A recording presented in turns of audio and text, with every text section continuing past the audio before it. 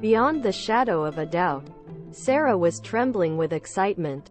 She was shaking so much that she got her zip stuck and dropped her lipstick down the loo. It was 6:30 and she was due to be at Jason's flat in an hour. She took a deep breath and told herself to be sensible. After all, it was only a dinner date. But the very thought of seeing him set her pulse racing.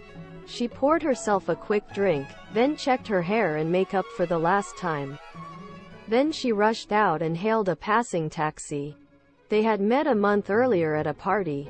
He had asked her to dance. They ended up spending the whole evening in each other's company.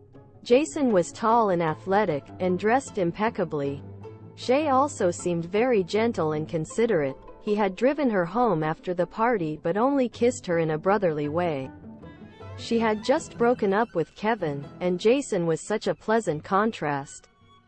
Since then, they had met several times, but always with other people, in restaurants or at parties. She knew she was special for him, and after the last party, he had driven her home again. This time he had kissed her, but not like a brother. He has invited her to supper at his flat in Bayswater. That night she had hardly slept, she was so excited. At last she would see him alone on his home ground. They would get to know each other, and perhaps. She told herself to stop fantasizing. Sarah had been in London a year. After graduated she had got a job as a system analyst in the city. She felt adult at last. In the taxi she thought how Jason had completely taken over her mind. Yet she really knew almost nothing about him, not even what he did for a living. All she knew was that he was elegant, well-mannered, intelligent, rich, and dangerously attractive.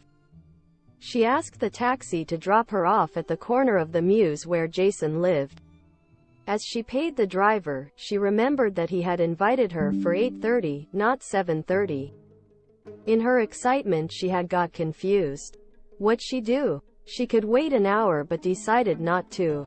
Instead she would go to his flat and explain that she was early. Surely he would understand.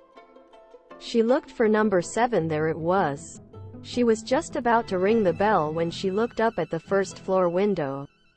There, silhouetted against the gauze curtains, she saw the unmistakable outline of a female figure. And behind it was Jason's own shadow. Sarah could hardly believe her eyes.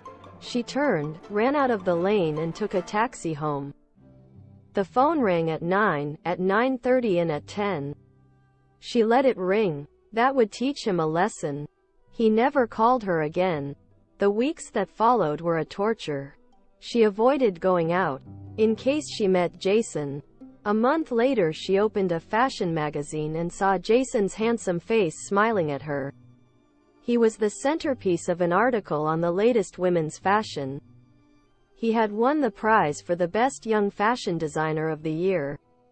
The article mentioned that he worked with his models in his flat in Bayswater.